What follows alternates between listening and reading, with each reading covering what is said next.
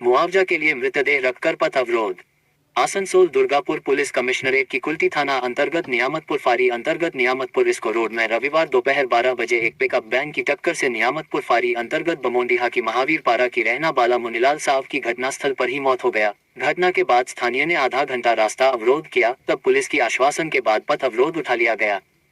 घटना के कुछ घंटे के बाद परिवार संग मोहल्ला के लोगों को पता चला दुर्घटना में मुन्नीलाल की मौत हो गया। परिवार के लोग संग मोहल्ला के लोग मिलकर पंचनामा के बाद आसनसोल जिला अस्पताल से मुन्नीलाल की लाश ले आकर के मुआवजा के दबी पर आसनसोल पुरुलिया मुख्य सड़क पर लाश रखकर लगभग 1 घंटा अवरोध किया गया।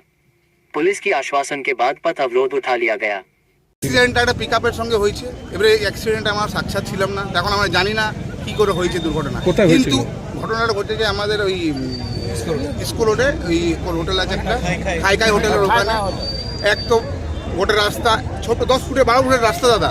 এই জনসংখ্যা আমাদের আমাদের এখানে এত জনসংখ্যা, ভারতবর্ষের যদি অ্যাক্সিডেন্ট রেশিও দেখি আমরা 1 লাখের মধ্যে 9-10 দেখতে পাবো। কিন্তু আমরা এত দুঃখজনক ব্যাপার, আমার এখানে বসবাস করি, এখানে আমার মনে হয় যে 1 লাখের মধ্যে 100 জনের রিস্ক ফ্যাক্টর থাকছে।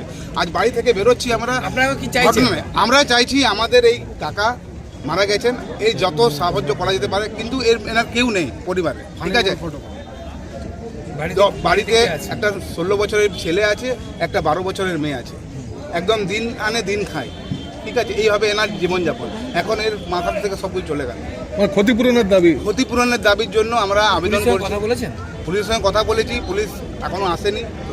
ওখানে কথা বললাম, কিন্তু ওখানে কোনো দেখলাম সোজাভাবে ভালো, আমরা ভদ্রভাবে কথা বললাম, ভদ্রভাবে দেখছি কোনো কাজ হবে না। লাস্টে বাধ্য হয়ে আমাদেরকে রোডের মধ্যে দাঁড়াতে হচ্ছে।